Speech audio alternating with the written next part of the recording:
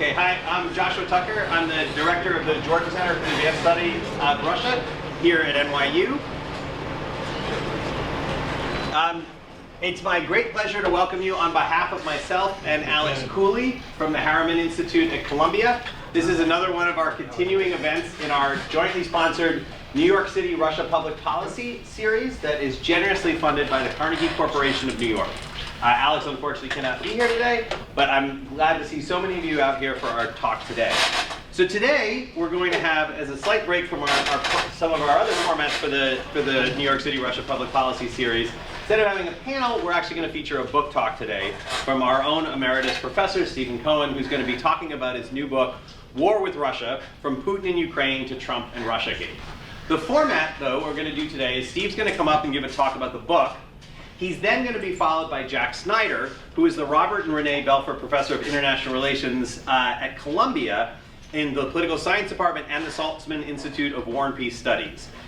Jack's also a fellow of the American Academy of Arts and Sciences, and he has written numerous books. He's known for, in particular, from Voting for Violence, Democratization and Nationalist Conflict, and Myths of Empire, Domestic Politics, and International Ambition. So the format's going to be, Steve will speak about the book. Then after that, Jack will, we'll see if anyone can get out of these seats in the front here. Steve will speak about the book. Jack will then offer some comments and thoughts in response to the book, at which point I'll come back up here and I will moderate questions for Steve or for Jack at that point if you have questions as well. So we're looking forward to the discussion today. It was just great pleasure that I welcome to the podium Stephen Cohen.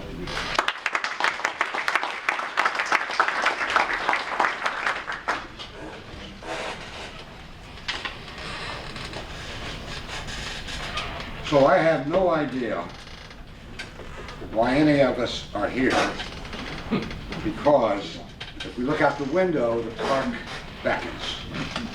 So you people really are. I'm really grateful to the Jordan Center and to Harriman of Columbia for co-sponsoring this event.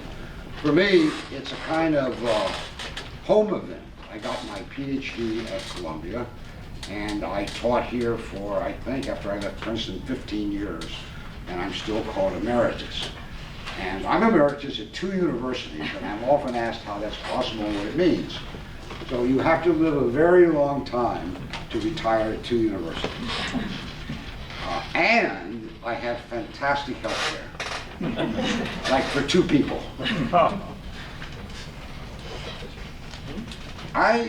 I'm also very grateful to Professor Jack Snyder. Jack and I have a history where we haven't seen each other much in many years. We met on the basketball courts on the Upper West Side. And you probably have noticed that Jack is much taller than I am, which I thought was really unfair. But he was a good guy on the basketball court, and he's a really good guy to come up here. I trespassed on his professionalism because in a kind of amateurish way, my book is about international affairs. But Jack really is one of America's most eminent scholars of international affairs, particularly as it relates to Russia. So I'm just hoping that his IR today is not quite as good as his basketball was, but we'll see how that goes. Because it says on the book, on the front of the book, that I am the most controversial, what does it say, most controversial Russia expert in America.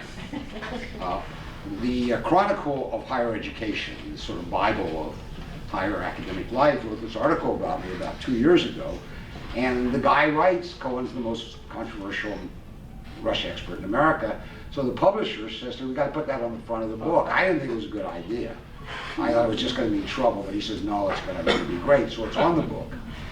So I am, as a result, much more interested in discussion, particularly if there's anything actually controversial in my book, than giving a lecture. I have traveled to California and Princeton and elsewhere with the book and given set-piece lectures, you know, the 50-minute bit. And it's kind of tedious, to tell you the truth, at least for me. So what I would rather do is not give a lecture formally, but tell you what the main themes of the book are, I don't know why some of them, I do in part, have maybe the most controversial or whatever. But anything controversial means it warrants discussion. So I'm going to try not to take more than 30 minutes, depending on how fast I talk. Let Professor Snyder say what I am interested in hearing, and then hope we can have a discussion of whatever is controversial. So about this little book, War with Russia, ? It fits in my life's writings in a strange and almost inadvertent way. Back in the 80s, I thought that I needed to create what I called scholarly journalism. It may have been pretentious, but it seemed like a really good idea at the time. That is to find a place to write regularly, bringing to bear on the Soviet affairs, Soviet-American relations, more scholarly knowledge, which in my mind meant more history, because that's what's missing most from media accounts, the history and the context, to bear. So I created a column, monthly column at The Nation magazine. It was not then edited by my wife, Katrina Vanden Heuvel, who is here today and is the editor and publisher now, but her predecessor. And it was called Sovieticus. And after a number of years, I collected those columns in a book called Sovieticus. Then, and that covered the 80s, 70s and 80s mainly. Then I kept writing in the disastrous 1990s, mainly in The Nation, and found after a decade or so I had another book of those writings. So I published that under the title Failed Crusade, America and the Tragedy of Post-Communist Russia. And now I have this book, which is also, I guess, what Russians call publicistiki. I don't know how you say that in English, public affairs writings or something, but it's Russian scholars, intellectuals, sometimes do their naучные, they call it scientific, their scholarly publications in thick journals. But a lot of them, as a sideline, write for newspapers and magazines. I mean, this is a tradition in Russia, more so than here. So that's what happened with these 3 volumes, but this book, this new one, War with Russia ? Is very different from the other 2, and let me say how. First of all, it was not intended to be a book. In 2013, I was quietly sitting at home, going through 20 years of archive material I had collected in Moscow for a new edition of a biography I had published zillions of years ago, before the archives were open, about Nikolai Bukharin. So I was going through all these cartons and all of a sudden Ukraine. And as it said in The Godfather, I thought it was out and they dragged me back in. I just felt the need to say my piece. Secondly, everything else I have written originated as writing. You know, I sat down usually with a legal pad, then on my IBM typewriter, and in recent years I finally got on a computer and I wrote, but this book originated as radio broadcasts. What happened was John Batchelor, who has a national radio show, asked me to come on every week. He saw something big and ongoing that I call the New Cold War.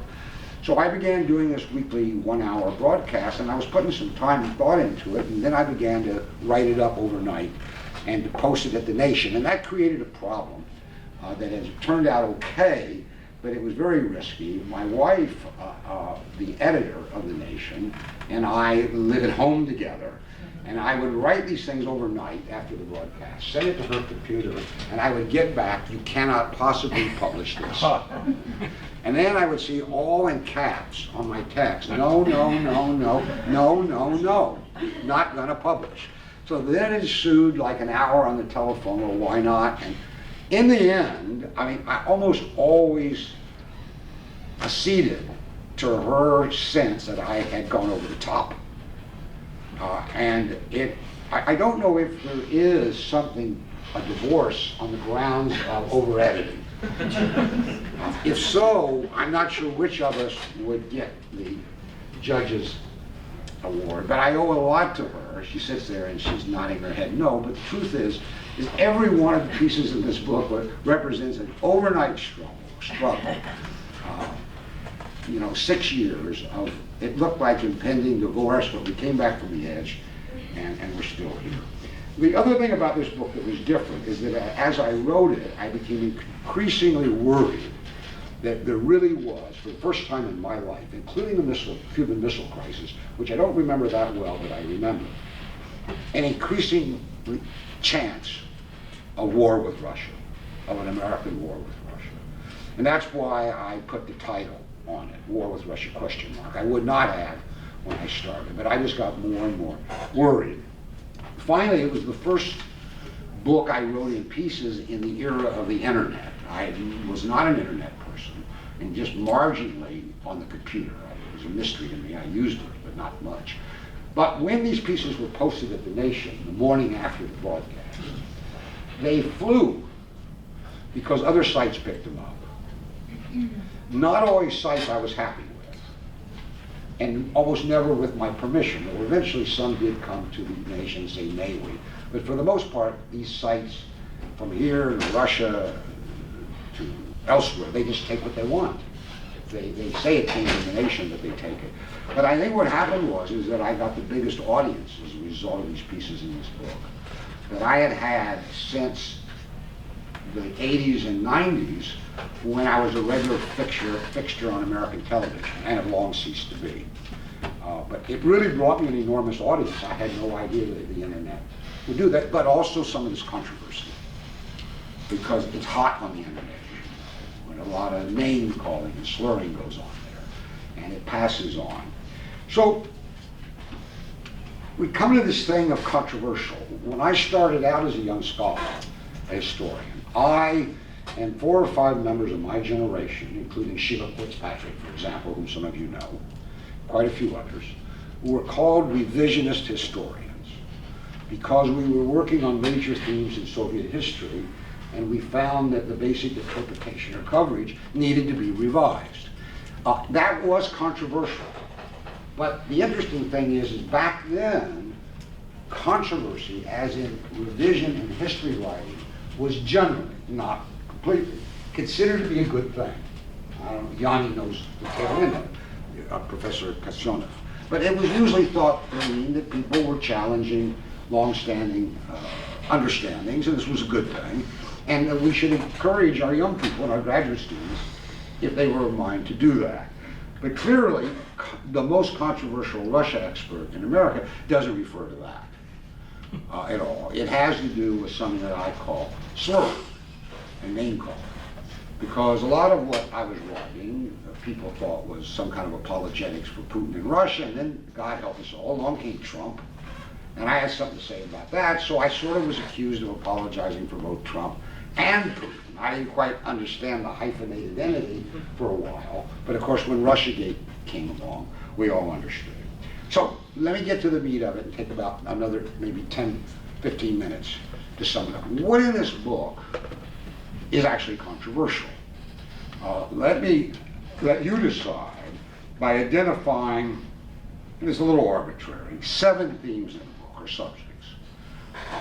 And then we can discuss them, but not before Professor Snyder has his say. First, I argue in the book that we are in a new Cold War with Russia, the 3rd in history, and that it began in the late 1990s. When I began arguing this about 15, maybe longer years ago, people said it was impossible because Russia was too weak, there were no ideological conflicts, there were no fundamental geopolitical conflicts.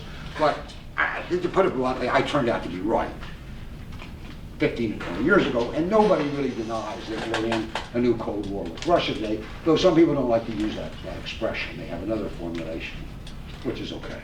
So that's not, I think, controversial. What's controversial, maybe, is the second theme in the book, that this new Cold War began in Washington, not in Moscow. That American policy, not Russian policy, instigated this new Cold War. This is maybe the most controversial theme in the book. I consider it a scholarly theme, but people who don't like it say it's some kind of apologetics. But history's a bitch. It is what it is. And I make the argument at some length in this book, but in another book I've written, and I do so historically, I trace it. Let me illustrate this point, because I was thinking about it the other night. We have a very, very, very large literature on the preceding 40-year Cold War, both scholarly literature and memoir literature. If you were to sit down over a protracted period of time and read that literature, you would come away understanding that the best authors blame both sides, Soviet and American, for the origins of the 40-year Cold War. I'm not saying that's my position, but I'm just simply saying that, generally speaking, the best literature appropriates some blame, they weigh it, to both sides. So in my reckoning, the new Cold War, in which we are now living, is 20 years old. Began around by 1999 with the bombing of Serbia. It was locked. You read the literature that's accumulated. It's not as large, but there's a lot of literature on this. And none of the, with one or two exceptions, of the accredited writers, the credentialed writers, apportions any blame to American policy. It's the Kremlin caused the new Cold War, and in particular Putin. Putin did. And you find this in the thickest of volumes, and even in scholarly journals. So there is much more nuance in the rest. But certainly in terms of media commentary, that's the interpretation. And I think it's incorrect. I'm not alone, by the way. I mean, if you read this very good scholar in the United Kingdom, Richard Sokolow, he's been writing lately on American-Russian Western relations, and he feels too that it was the West that imposed the new Cold War on Russia. But there are many people who take that view. So that was controversial. Third, and more urgent, because this is pitched to policymakers, I think the new Cold War is much more dangerous than the 40-year Cold War we survived. More fraught, to be specific, with the possibility of actual war with Russia. In the book, I kind of comment on the reasons why this is so throughout the book. And I probably have, getting all worked up as time went on, like 10 reasons. But let me just mention 3. First of all, the 40-year Cold War, the epicenter of it was in Berlin, very far from Russia. And the proxy wars, by the way, of that Cold War, because Cold War always has proxy wars, the proxy wars were also far away, mostly in what we then called the Third World. Like, I really remember the Ethiopian one, because the United States and the Soviet Union changed sides in that civil war. If I remember correctly, but they flipped sides. Now, the new Cold War has unfolded politically right on Russia's borders. Right smack on Russia's borders, from the Baltic region to Ukraine and Georgia. So we are eyeball to eyeball militarily with Russia now, in a way we weren't. And if you throw in Syria, where both sides are fighting in close proximity, in Syria, on land and in the air, along Russia's border, say in the Black Sea, in land, air, and at sea, I see this as exceedingly dangerous. Just a multitude of tripwires.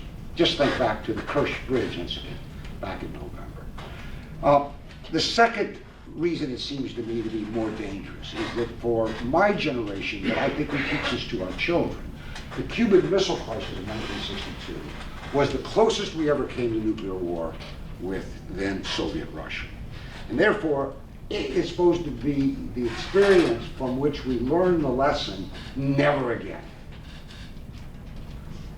However, I think the new Cold War is laden with could-be Cuban missile-type crises, whether along Russia's borders, whether in Ukraine, whether in Syria. Here's the thing.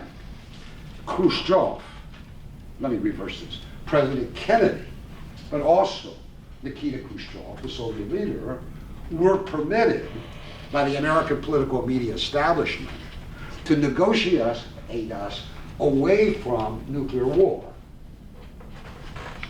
It's always said that Khrushchev made all the concessions, but this isn't so. Kennedy made some too. Some were secret. We learned later about it. But I cannot imagine, given the villainization, vilification, demonization of both Putin and Trump in the American media, that if we had a Cuban Missile-like situation today, those two men would be free to find a way out. Kennedy was free. Khrushchev was free. But Putin is so low in this country, and Trump so demeaned. Are our elites going to say, okay, let them save us from nuclear war? The third element that makes the new Cold War more dangerous, and I'll just pass on it, because it's so like the preceding Cold War, is the absolute absence of any well-organized, sustained American opposition to the new Cold War. When I entered public life in the late 1970s and 80s, there were a multitude of anti-Cold War organizations, from the anti-nuke movement at the grassroots, all the way to Washington, where there was an organization called the American Committee on East-West Accord, which brought together major American CEOs who wanted to do business in the Soviet Union, and therefore created an organization essentially to support the detente of Nixon and Kissinger. I mean, and we're talking about the head of PepsiCo, Control Data, IBM. I mean, the big CEOs of America. The media was open to anti-Cold War, pro-detente, lobby, figures, and arguments. Today, there is zero. There is no opposition to the new Cold War, or much receptivity to opposition to the Cold War anywhere in America. Not in the mainstream media, not in the State Department, not in either political party, one or two people you can identify in Congress, not on the campuses. Campuses are silent. They're all bent with gender or something else. I mean, nuclear war is not now a priority. Don't give me that scornful look. It's the truth. Truth. As they used to say in the event of nuclear war, we will all be ashes. And there won't be a whole lot to sort out. But there is just none whatsoever. This is really unusual. In those days, we, the pro-detente wing, had allies even in the White House, aides to the president. The only conceivable oppositionists to Cold War, the new Cold War, in high places that I could think of, maybe President Trump himself. And I don't know. And I don't know. But where else is there any? And so this is dangerous. It's also not very democratic. And it's very different from the way it was during the last Cold War. So a fourth element of the book is, of course, Russiagate, which came upon me, so to speak, after I'd begun these weekly commentaries in 2016. That is the allegation that Putin had ordered an operation. It's not exactly clear what all the elements were, but social media, corruption, all this, to put Trump in the White House. And one of the documents that was supposed to be evidence of this was the so-called Steele dossier. I could find, both in the United States or in Moscow, zero evidence for this core allegation. So I began to write in that vein, basically debunking this whole Russiagate phenomenon. But along the way, I did find something that worried me a lot. This was almost 3 years ago. That is evidence that the American intelligence services had invented Russiagate. So one week I posted a piece called Russiagate or Intelgate, asking what these intelligence services had been up to, maybe as early as late 2015, but certainly by early 2016. I formulated it as a question because I wanted to get people discussing it. What do we know now? Not much more. Attorney General Barr said, you all know, famously the other day, that yes, the intelligence services spied on the Trump campaign. And everybody got really excited. But I think Barr misses or covers up the actual point. He pointed to the FBI. When in my study, it was the CIA that was at the birth of Russiagate, under John Brennan and under his partner, James Clapper, who was then director of the Office of National Intelligence. And that, as I read it, Comey, who was completely obsessed with the Clinton mess, was dragged into this. And he wasn't an initiator. So Barr has told us something went on, but I don't think he's told us, pointed us in the right direction. The other point I would make if you read my piece in the book, or 2 or 3 of them actually about this, is it wasn't just spying. It wasn't even spying. It was an operation that involved entrapment. Spying means, well, that's not what they were doing. They knew what they were doing. They were infiltrating Trump's campaign, particularly in the 2 cases that are well documented, that of this hapless soul, George Papadopoulos, and Carter Page. This is something different from spying. Now later they would call it a counterintelligence operation. But it's out of whack. I mean, you don't begin an operation and then say, oh, now we're going to have a counterintelligence investigation because we ginned up some pseudo-evidence. So to me, this is very serious. We need to know, and this is what I say in the book, whether our intelligence services have been off the reservation.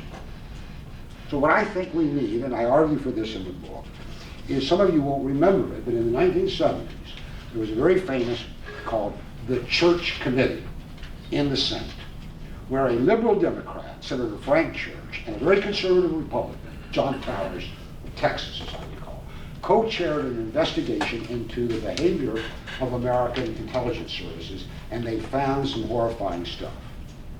And they passed some reforms, and the reforms didn't work.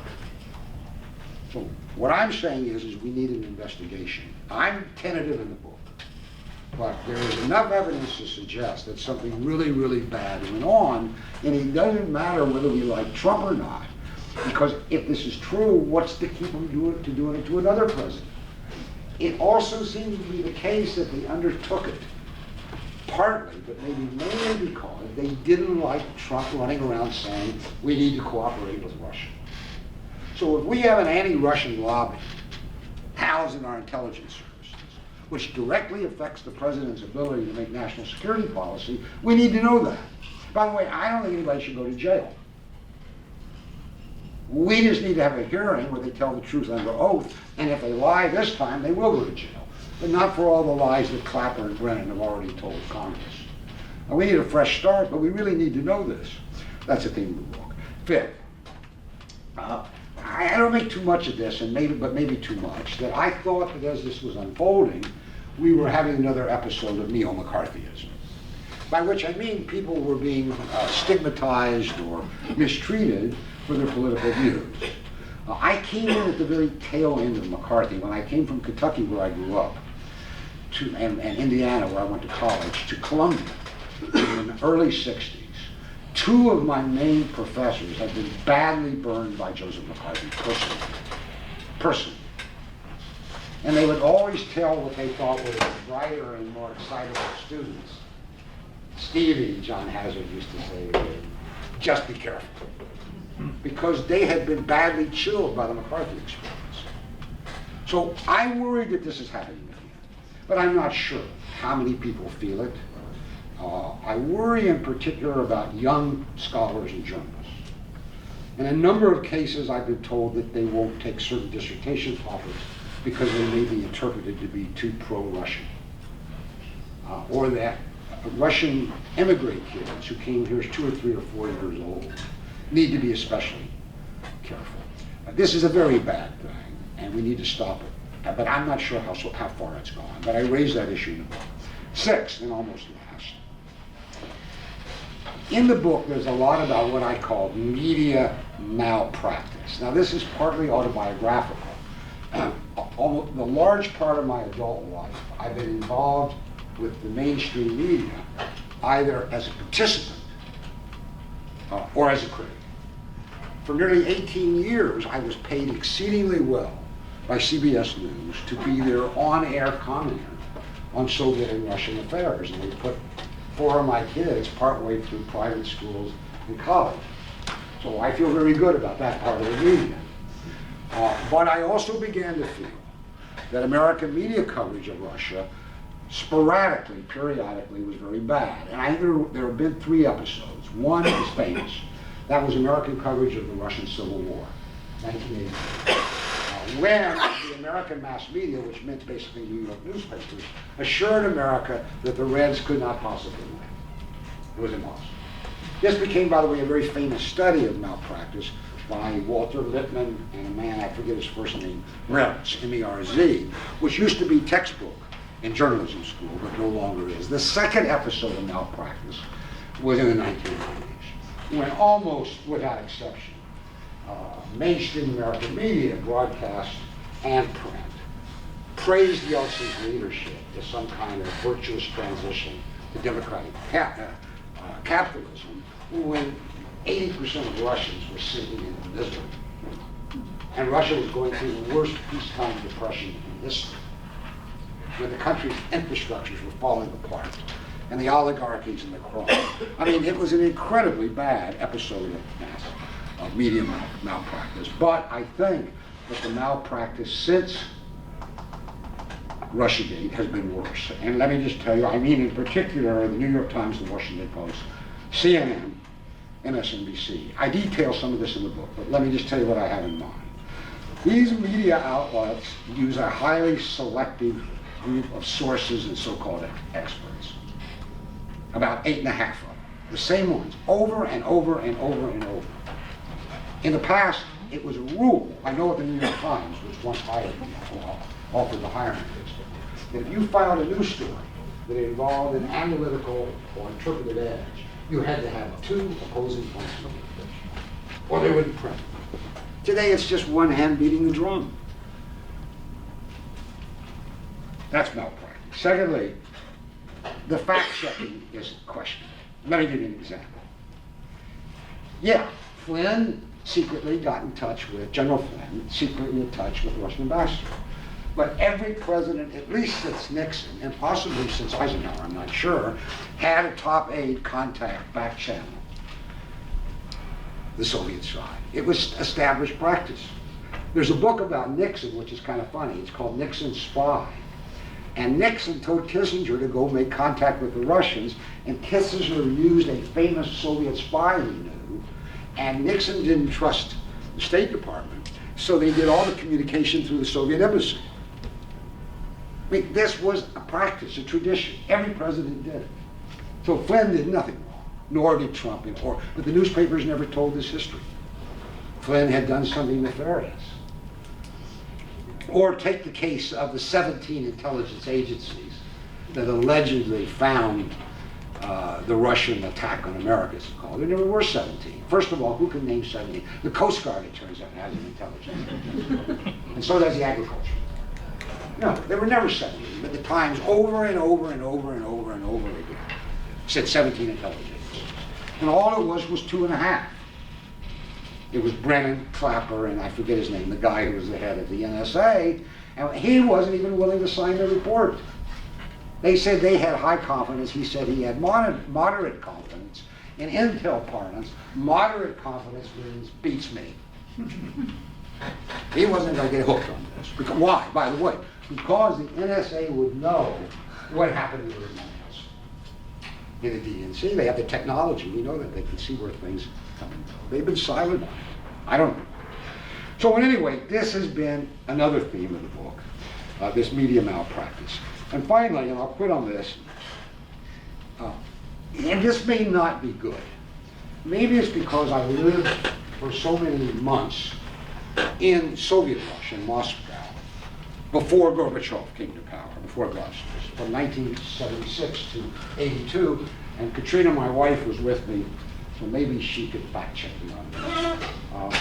She was with me after 1980. But I got worried when the information came out in this country about what people were doing in the name of Russiagate, that we were sliding into Soviet-style practices in this country. So I raised this thing. Now, you know, if you're pro-Soviet, you might think that's a great thing. And I really wasn't all that against the Soviet Union. I just thought it was another stage in Russian history. But it's a bad thing. What do I have in mind? Well, they were using informers. We know about this. They were planning informers in the Trump campaign. I mean, that's not necessarily Soviet, but when I was living in the Soviet Union, I saw that and I experienced it among my dissident friends.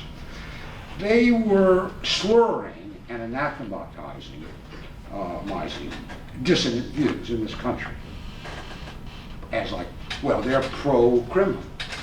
And in the Soviet Union, a dissident was like pro-imperialist or pro-Russian or something, pro-American. This kind of politicizing of discourse. They were also putting people in prison in this country, solitary confinement, to break them. We call it making a plea. Look at this poor woman, Russian woman, young woman, Putin. What is she doing in prison? She never should have been there for one day. She's been there 7 or 8 months. What did she finally plead to after they broke her? That she came here and said really good things about the Soviet Union, about Russia, but didn't register as a foreign agent. And yet I've had graduate students go on the American exchange to Moscow, seeing the glories of our political system. We all thought this was perfectly normal, and they were never asked in Russia to register as everybody knew they were Americans. This is not good. Or the way they broke people by making them lawyer up to the point where they bankrupt the families. That's what happened to Flynn. Or you hold a family member hostage, as they did Flynn's son. They said they didn't indict him, but Flynn wouldn't. This is Soviet style stuff. So I began to worry about it. And maybe I'm overreacting, but it's not something I think any American can be other than concerned about. So to end, most of these themes and subjects in the book, and by the way, the book is not written, I tried to write it for the general public. It's meant to be accessible. Most of these themes have been challenged by my critics, and often very sharply. Again, I guess this is why I became, quote, the most controversial, whatever. It could have been worse. They could have said the stupidest Russianist. But that's also the opinion of some of the people who think I'm controversial. But I do accept, I am not dogmatic. I have a lot of questions in my head. I do accept that most of these themes that I've set out here are open to challenge, debate, and question, which I think is a good thing. So I hope we can do some of that here today, if we have time. And thank you very much for coming out on such a nice day.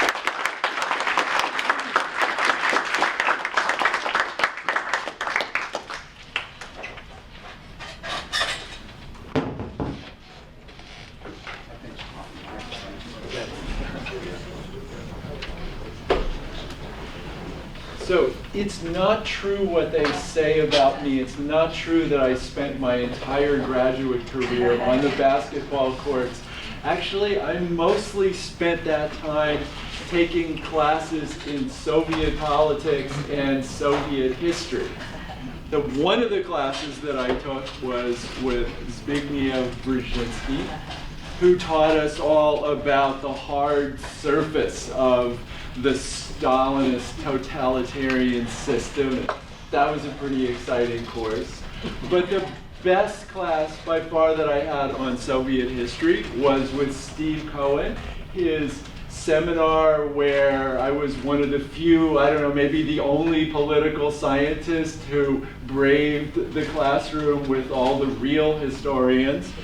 And Steve's approach was not the surface of totalitarianism, but was to lead us into the innards of the beast, to give us a sense of the social texture of Soviet history, in part through his own book, which at that point was still relatively new, his marvelous biography of Nikolai Bukharin, a fantastically complex and interesting figure among the old Bolsheviks who met his demise at Stalin's hand.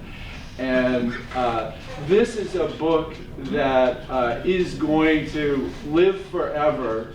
You know, it doesn't, long after the Earth has undergone fatal global warming, people will still be reading Steve's biography of Bukharin, which is just fabulous. Go rush out and get it. So in a sense, what Steve is trying to do in his new writing on Putin's system of rule in Russia is to get inside the belly of the beast and get us past the glittering exterior of this political system, just as he did with his earlier work on the Stalinist system. Steve points out that it was not Putin who created Russia's kleptocracy, but Putin was the guy who saved and rationalized it. Steve exhibits many realist instincts in this book. And many of these instincts are ones that I share. And so that's going to be the theme of my few remarks here. So in foreign policy, Steve and I agree that NATO expansion was not a good idea, even in the first place, and let alone when it turned out that we didn't know when to stop. Steve says that there's hardly anyone that agrees with us, but actually that's not true. Realist US political scientists in academe generally share that point of view. And some of them actually maybe even more intensely than we do. Namely, John Mearsheimer wrote a famous article in Foreign Affairs where he blamed Crimea and the complications of Ukraine on NATO expansion and portrayed this as a basically understandable defensive reaction on the part of Putin and Russia. I think another thing that Steve and I tend to agree on is that Ukraine's chaotic, pseudo-democratic, corrupt political system, by virtue of its social mobilization mixed with structural instability, created the specter of a Maidan in Red Square for Putin and his regime, and that the reaction that we saw in the Ukraine crisis can be thought of, at least in part, as thinking through Putin's choices to deal with these difficult problems he faces. Where Steve and I may part company, however, is that I think that Putin made very poor choices of means for pushing back against the dangers to his regime, and that we also need to distinguish between dangers to Putin's regime and dangers to the Russian state and the Russian people, which by no means are the same thing. Putin was playing a weak hand. Remember that depending on the price of oil and depending on how you count up gross domestic product, Russia has an economy somewhere in the neighborhood of the size of Italy's, and some people even say more like Spain's in a bad year. Playing this weak hand, Putin might understandably have seen the attractions of a strategy of disruption, destabilization, and trying to corrupt the politics inside the enemy camp. And I think that those tactics have redounded to the detriment of Putin's regime, but I admit that that's a debatable point. One other area where some of what Steve says about this situation that resonated with me was Steve's remarks about what he calls neo-McCarthyism in the West, which is not a term that I would use, but I at least recognized myself in this situation. Shortly after the beginning of the confrontation over Crimea and Russian intervention in the Donbass, a few of my realist international relations friends, including seasoned, moderate diplomats like Tom Graham, who had been a Russia hand in the Bush administration, met with some Russian institute-type academics on the island of Boisto, off the coast of Finland, where we talked about, what can be done to stabilize this unfortunate turn of affairs, and we issued a short, what we thought was completely innocuous press release with suggestions about arms control and safe zones and peacekeepers and some other innocuous things that were later basically the same kind of thing that the presidents of Ukraine and Russia agreed to as part of their Minsk Accord. And for doing this, we were slammed by the lobby of militants in the United States, the inside the Beltway hawks, who wanted to immediately arm Ukraine for the war to push the Russians out of Crimea and Donbass, and including people who wanted to let Ukraine into NATO. So, we were of course not happy to be subjected to this criticism in public, like all of our friends and colleagues. But on the other hand, we realized that there was at least one person inside the Beltway who we thought more or less agreed with our point of view, which was the President of the United States. So we figured it was okay to be speaking up for a position where Obama might eventually want somebody on his side against the hawkish consensus inside the Beltway. I think one point on which we were criticized harshly was for having met with the Russians without Ukrainians present. So I don't know, maybe mea culpa, maybe that was an inappropriate thing. So I don't call those people neo-McCarthyites, but it was certainly a hot debate for us for a while.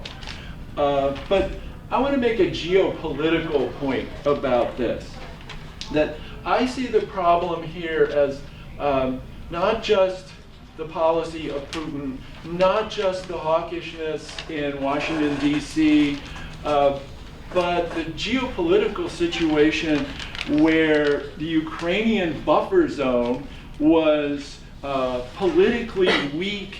It was penetrable from the outside. It had a number of local actors that were eager to embroil outsiders in their economy, in their armed struggle. And it was easy for both Russia and the US to see enticements for over-engagement in the buffer zone, and easy to get entrapped in an escalatory spiral. And I think it's actually a wonderful thing that despite all those dangers, it didn't happen. There was a lot of turmoil, but the escalatory spiral did not occur. And Steve doesn't have too many good things to say about Obama in the book, but I think that Obama actually played that situation pretty deftly. And I think that it's regrettable that Russia was playing the game of disruption and destabilization and corrupt penetration of Ukraine, and not providing a good partner for Obama and Merkel, who were, hardly the worst of the Western bullies. And I think the way Putin handled this was tactically assertive, but not a realist, thinking more broadly about the situation that he was in. So another dimension of realism applies to domestic politics and policy. And so here Steve sounds very much the realist. I don't know if this is intentional on his part, but here's the quote, the crucial quote in the book about this. Each nation must find its own way at home within its own historical traditions and current level of social consensus. And, then he goes on to say, well, for better or for worse, more's the pity, the social consensus in Russia in recent times has been that Stalin is a popular guy. Not because he killed millions of people, but because he built Soviet industry, he built the Soviet state, he defended Russia from Hitler, and in addition, 80% of the people see Putin as a savior because he saved Russia from the bumblingly corrupt incompetence of the Yeltsin years and Yeltsin's oligarchs, and replaced it with a more technocratic, efficient version of that regime. So the implication in a lot of what Steve's writing is that it's realistic and necessary and wise to ignore the fact that the Russian regime under Putin, and for that matter under the Soviet Union, is an illiberal regime. And I think that it's, there are realists in my field who say in foreign relations you should ignore whether the country is a democracy or an authoritarian regime, because countries have geopolitical interests, all countries act the same. And I think that that is absolutely not correct. I think the realist position, broadly understood, is to understand that behavior in foreign relations is inevitably shaped by the tools and habits that are rooted in the domestic politics and society of a country. And in Russia under Putin, those tools and habits are the tools of corruption and repression. They're the opposite of the law-based institutions of the West. It's not a coincidence that no liberal democratic regimes have ever fought a war against each other. There's no authoritarian peace that's comparable to the interdemocratic peace. The only fully peaceful hegemonic challenge in the last couple of centuries of world history was the US challenge and overtaking of Great Britain, both liberal democratic states, although depending on how lenient you want to be with the term peace, we could argue that the Soviet failed challenge was pretty peaceful by historical standards, and part of the credit to that goes to the Soviet side, admittedly. It's also not a coincidence that no country other than oil-based economies and Singapore has ever made it through what's called the middle income trap, that is 1/4 of US GDP per capita, to become a more prosperous country without undertaking total domestic reforms and becoming a full-fledged rule of law democracy with full human rights. There are countries that have made this transition, during recent decades. Japan did it, South Korea did it, Taiwan did it. But most great powers, when they hit the middle income trap, decide not to reform. They typically decide to double down on their growth strategy to get up to the middle income zone. And they stick with repression, corruption, and to keep the system going as the economy stops growing at a rapid rate, they often throw in nationalism, often of an aggressive and militant type that disturbs the international system.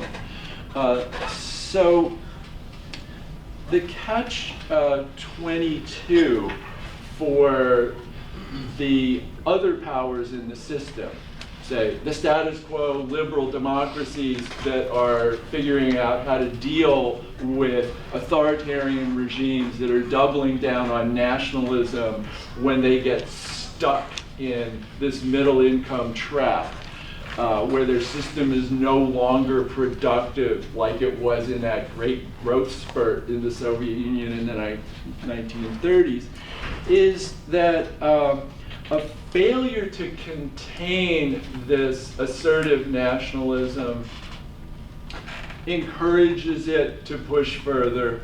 But on the other hand, mobilization to contain it justifies the way the nationalists are legitimating their authoritarian, corrupt power. So you're damned if you do, you're damned if you don't. Now, in this situation, Steve sees most of this as the fault of the West. Inside the Beltway consensus that Steve argues against sees all of it as the fault of Putin or whichever other autocrats are our enemies at the moment. But realists see this situation, I would say, first of all, as embedded in the structure of the situation, including the domestic situation of the rising power, its incompatibility inherently with the liberal system that it's engaged with, as well as the structure of the international system where these states are jockeying for security as well as advantage. So, sticking with this theme of the big structure of international and domestic politics, one of the places where I parted with Steve in the arc of his analysis is that a lot of the book engages with what I would call a kind of micro-level blame game of whataboutism. So Putin uses force abroad, America bombs Serbia, or moral equivalency. The Russians and their friends shelled Aleppo, but the Americans hit innocent people in Mosul. So there's this kind of tactical equivalency argument that I don't agree with it as such, but my real beef about it is just that it takes one's eye off of the big structural picture and puts it too much on the kind of the debater's small point game. For me, the most important point is that Putin is on the wrong side of historical progress and he's fighting for corruption and repression. And so a lot of these tactical quibbles and moral equivalencies, for me, just don't ring true because of the broader situation that we need to use in order to understand the causes of the conflict and its dynamic. The fact that there are some people in the West who are corrupt too, some people in the West who are reckless with the lives of others, just to me means that we're fighting a two-front battle. We're fighting the battle against Putin and his reckless policies at the same time as we're fighting the battle against people in our own country that are sometimes reckless and beyond the pale. Okay, I'm just going to end with one last point, in part because Josh Tucker is our host, and he's like one of the world experts on the contemporary crisis of discourse in world media in the era of the internet and social media. And this is a kind of running theme in Steve's book. And it's an interesting one. Steve worries that we are, quote, slouching towards media censorship. And one of the implications is that it's not only Katrina, but it's also other people might want to censor people who are very controversial commentators on world affairs or domestic affairs. And understandably, Steve is worried about this. And many Americans are worried about this because at heart, we're kind of First Amendment fundamentalists who want to get to say whatever we want to say. But I think that it's important to distinguish between censoring content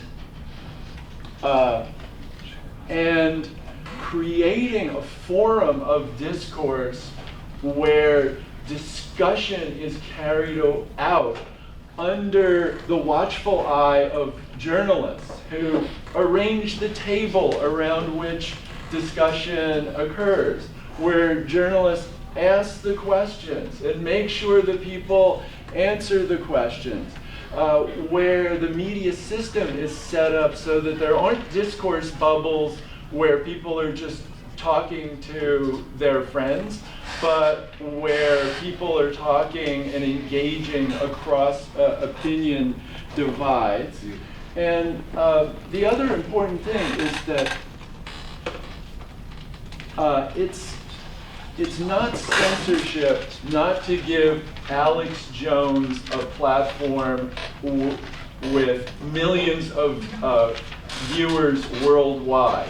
It's one thing to let him talk in a soapbox in the town square, but I don't think there's anything in the First Amendment that says that not only do you have the right of free speech, but you have the right to an endless audience no matter what you're saying and no matter what the consequences of what you say.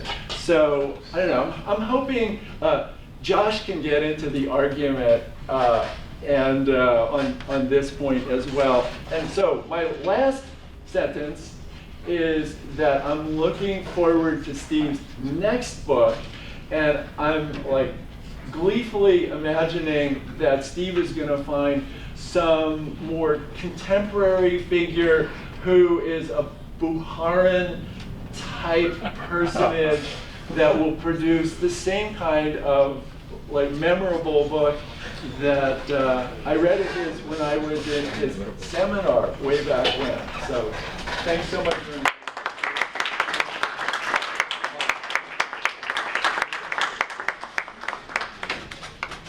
Thank you so much, Jack.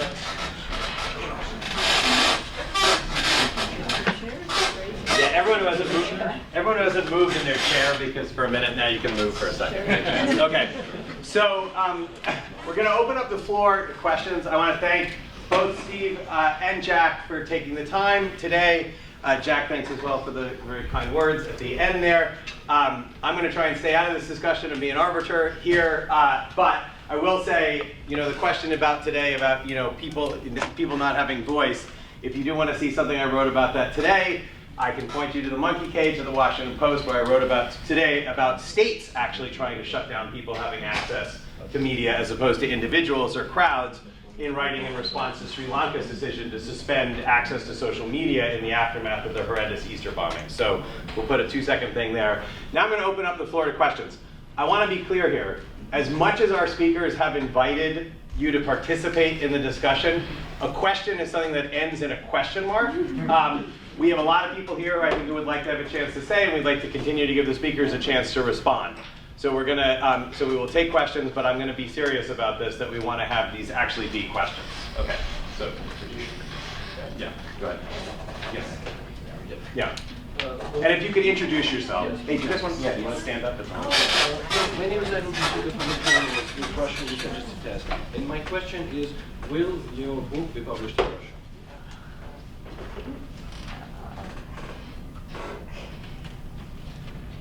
We need, excuse me, we need the mic or not? No. No. I'm not sure how many, but I think the majority of the parts of the book were translated in Russian on me as I went along. So I would think that 2/3 of the book is available in Russian. And about 4 or 5 months ago, there was published, on the occasion of my birthday, my Izbrin on it. That means selected works. Very thick, I can't lift it, about 800 pages. But at the end, most of it's scholarly. There are about 6 pieces from the book.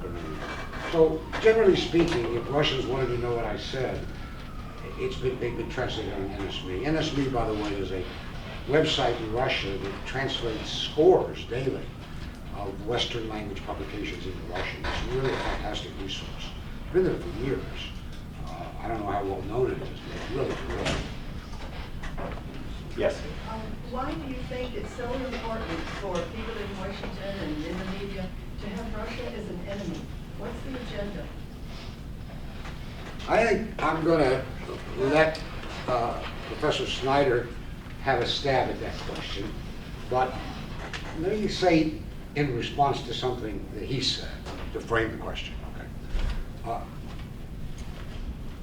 You said, I was not aware of indulging in whataboutism in the book, but maybe I do in an unthinking way. And yet, it seems to me that you, as one of the main practitioners and theorists of the realist school of international relations, that realism has built in it the assumption of whataboutism, as in John Mersheimer arguing, all great powers do it. That's a form of whataboutism, unless I misunderstand this construct. So whataboutism could be viewed as a form of comparative analysis in the way great powers behave. But it is an interesting question, that it appears that Russia has now been restored to its place, at least in the media. Trump can't seem to make up his mind, but as the #1 enemy. And I'm not sure exactly, I have a hunch, but I think I'd like to hear what Professor Snyder says first about that, if he thinks that's the case. Yeah, so on the whataboutism, I agree with you. There are two forms of whataboutism. One is the view, say, that where people will say, well, war is hell, and so if there are atrocities in war, that's just the way things are. Or all great powers will, try to conquer what they can, and it's because of just the structure of competition and anarchy out there in the rough and tumble world. But there's another form of whataboutism that's kind of Kantian moralism that has in mind there's like a rule book of good behavior and bad behavior, and they're counting up, oh, you sinned by doing this. And the reaction is, well, you sinned by doing that too. And I see those as kind of a different forms of whataboutism. And if you were doing the former of those in the book, where you were doing those comparisons of Aleppo and Mosul, then I say, fine, that's an interesting argument. If you were doing just sort of the moralistic equivalency game, I don't like that game. That's not a real escape, which is one of the reasons I don't like it. I asked a question, it was a question, but I didn't get an answer. So let me have a quick stab at it. Pardon? Let me try. Okay. I've thought about it a lot, and the short answer is I'm not sure. But if you look at the history of Washington's relations with Putin, it's very interesting.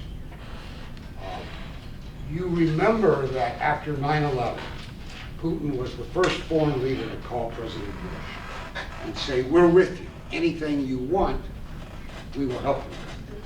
And in empirical fact, I think it's the case. Just a minute, I gotta finish that. If you wave at me, I can't finish answering. That probably Russia under Putin did more to help the American ground war in Afghanistan against the Taliban than did any member of NATO. Now that's, a question of whether or not you thought that war was a good idea. So the relationship began pretty well. And Putin, you remember, came to this country and had a summit with Bush, a barbecue, I think. And Bush made that rather silly statement that became later mocked. That he looked into Putin's eyes and saw a good soul, something like that, am I right? And then it turned. And I have a quote from the New York Times columnist Nicholas Kristof. You know who he is? So he's an authoritative voice, or at least a weather vane. In 2003, he said that Putin had gravely disappointed him because he had not turned out to be, these are Kristof's words, a sober Yeltsin. Well, let's not laugh. Let's analyze what he meant. He meant that the kind of Russian leader he liked was Yeltsin, who was pretty acquiescent to American wishes. But Yeltsin reached a stage in his rulership where he was both very ill and a drunk, and therefore not a reliable partner, junior partner, subservient partner of the United States. So Kristof, to the extent that he represented American elite position, thought at first Putin would be, because Yeltsin put him in power, right? He would be a young, sober, vigorous Yeltsin, pursuing Yeltsin's way of cooperating with the United States.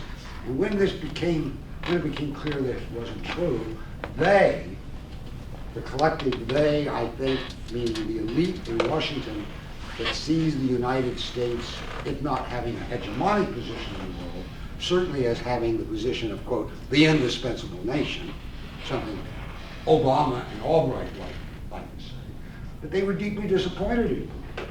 And I think what happened was a kind of anger at themselves for having misunderstood, because it was their job to understand these things. They were international affairs observers. But I think, in a word, Putin let down all those people in the media and the Washington power policy elite who thought that Yeltsin was the kind of leader that both Russia and the United States needed.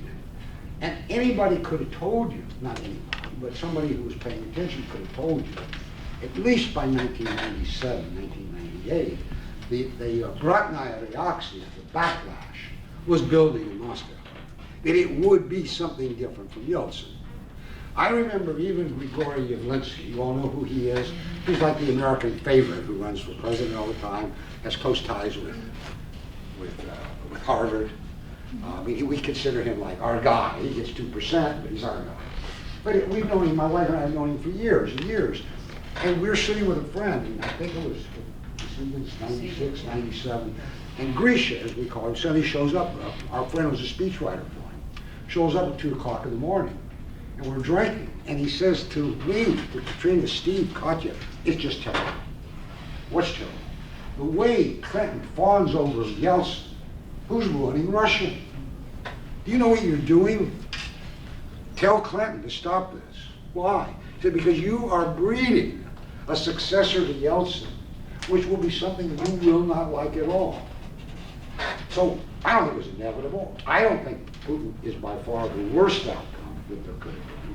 But why he became the #1 enemy, some people could already see the way we were relating to Yeltsin, and when we were disappointed, as inevitably we would be after Yeltsin, or shortly thereafter, there was going to be a sharp reaction in the United States, and whoever sat in the Kremlin was going to be the target. Now you may answer, no, that's not right. It was things that Putin did. He deserves the title, #1 enemy. I don't take that view. I'm just going to have a footnote and I'll quit. It interests me what Jack said, that that Putin is so illiberal. So here I'm going to reflect my own mentor, Robert C. Tucker. He was my teacher, and always insisted that we study Russia in terms of its own history. He had this expression he used, it was brilliant. I wish I could plagiarize it, but I can't. What time is it in Russian history? So when Jack says Putin is illiberal, I say compared to what in Russian history? He's illiberal compared to Obama and Clinton. But illiberal in terms of what in Russia's history of rulership. What time is it in Russian history? There are people who are sharp critics of Putin in Moscow, intelligentsia types, friends of ours, who will say to us, nonetheless, most Russians live freer today than they ever have in their history. Economically, socially, right to travel, right to speak, right to marry whom they want, get a job, vocational rest. All right, that's not due to Putin. That's due to a reformation of the Russian state system that began with Gorbachev, had some kind of sequel under Yeltsin, and which continues with ziggies and zaggies under Putin. But if it's true that Russians live better today, freer, but also materially better, under Putin, and he hasn't turned that clock back to the point where we think Russia has really reversed, then I am uneasy with simply saying and letting it stop there, Putin is an illiberal leader. Because in some ways he hasn't been. I mean, he's resisted forces that have wanted him to be more like that. And I think that's a struggle that still goes on. So here is where we need history. And I think the judgment on Putin, which will be not written in my lifetime, we need, for the Bukharin book, we need somebody to shoot him. I've shot him when he was only 50, and then wait another 50 years or something like that. But we really need perspective. In the book, I have an opening long chapter. Nothing's long in the book. It's longer than most called. I think it's called Who Putin Is Not. I'm not ready to say who he is, but I wanted to clear away some of the crazy allegations made against him, like he runs around the world killing people he doesn't like. There's no evidence for this whatsoever, zero. Or that he's trying to rebuild the Soviet system. He's really quite anti-Soviet when he says about the Soviet system and about Lenin and all the others. So, getting a handle on Putin isn't everything we have to do to understand Russia today. But he looms so large as an enemy, as a kind of quintessential illiberal, that I think it's kind of clouded our view of what's been unfolding in Russia and still is under Putin, something like that. Not very articulate. You get my drift. Yep. I want to thank Stephen Cohen. He's been my inspiration for 5 years. I've said he's great about a lot of things going on in Russia. But to get to my question, nothing was said about neoliberalism. So I would just point out, I don't think we have illiberalism going on. We have neoliberalism, which is far right-wing economics. I don't know. My question would be, can you see any evidence that part of what's going on in Russia is rejected the, I'll call it far-right free market thinking that was imposed upon them in the 90s? How does that fit in? I'm going to let Jack do the larger part of that question. But the main complaint against Putin, and this includes some members of, quote, the Kremlin. By the way, when people say he's connected to the Kremlin, What in the world does that mean? The Kremlin, they mean the presidential administration, administratia of the President of the Russian Federation. It employs, I believe, 2,500 people. It's a vast, sprawling bureaucracy. It's pretty hard to use a public toilet in Moscow without having contact with the presidential administration. So when people say, this guy who knew Trump met somebody who's connected to the Kremlin, I have no idea what that could possibly be. I mean, I really do. But inside the Kremlin, within, let's say, the top 50 people around him, would certainly be somewhere in that, 100 people around Putin. The main complaint against him is twofold. That he never gave up the neoliberal monetarist policy of the Yeltsin era. When Russia needs, they're arguing, FDR, Rooseveltian, all-out massive investment in society. Now, there's some evidence, given these so-called national projects that Putin and Medvedev have introduced, where they're committed to spending, I think, their $600 billion in hard currency over the next, is it 30 years or 20 years? Massive infrastructure investment, that they now be moving away from this neoliberalist monetarist view. But one of the complaints against Putin among his own people is that he succumbed to that in the 90s, and its economists, at home and in the West, and really still thinks that you got to balance the budget, or you're going to have a bad rainy day. And therefore he's been timid in doing what Russia really needs, which is all-out mobilization of economic resources to rebuild infrastructure. And that's a debate that goes on in the Kremlin, if you think of it as a presidential administration. So in that sense, you're right about the issue. It's alive and it's not resolved. Yes. I would like to ask her because if your wording is correct, we're like looking at the potential of annihilation. And I thank you for your courage in warning this danger publicly without mixing words. With that said, my question is somewhat related about the cause. Why Russiagate and what's the cause? Because I don't necessarily agree with the view that something is wrong with Russia and the U.S. These two nations and some issues have happened throughout history, but I don't know why that would be. What I mean is, it seems to me that there has to be a third interest who is trying to get a divide and conquer policy of creating a Cold War. And that's what I learned from a little bit of history I've done on the Cold War, that there was this third party. And I think it's very interesting that we are finding British intelligence like Huntington or Christopher Steele who are involved in the Russiagate in terms of creating the fake news. Question. So, what is your view on the British involvement?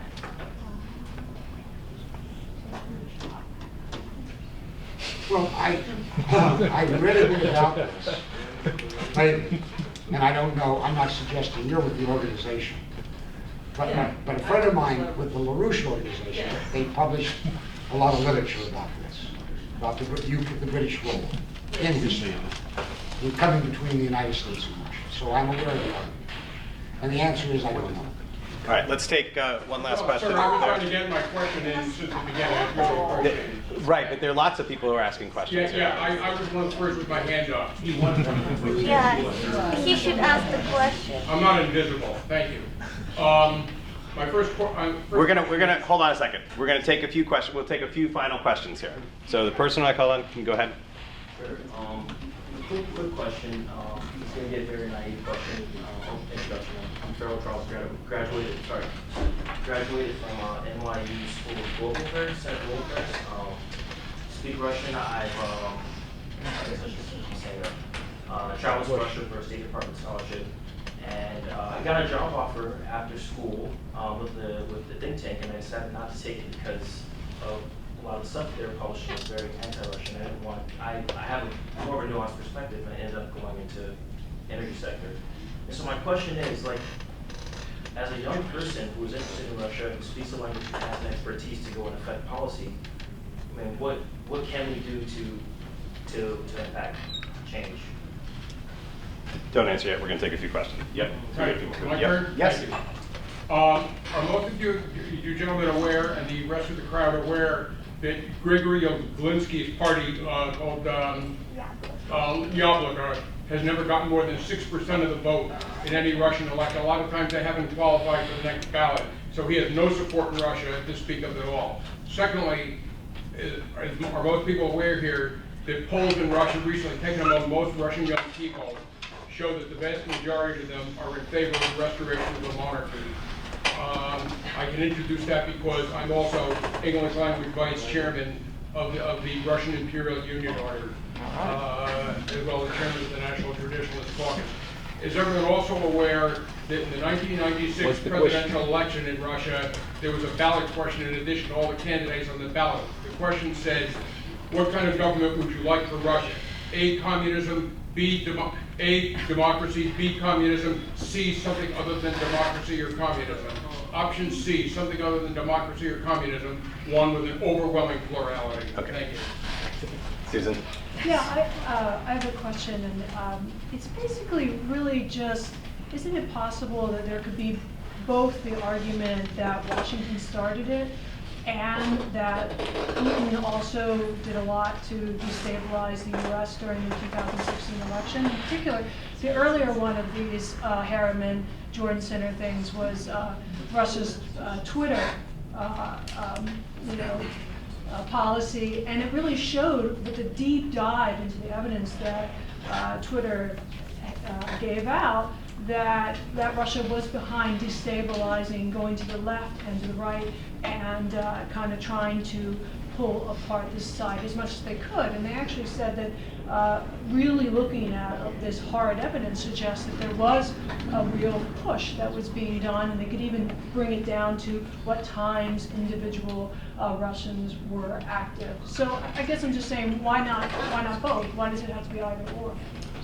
Okay, so we're out of time now, so I'm going to give Steve the opportunity to respond to these last few comments and then offer Jack an opportunity to say any last comments. I've gotten old and my memory's unreliable, so I'm not sure I remember the questions from even 2 or 3 minutes ago. But in all fairness to Yavlinsky, I was the one that said he didn't poll well. His party, Yabloko, has won local elections. I think you went on the cities. Well, those are local elections. But those are local elections. They're local elections. Got it strong.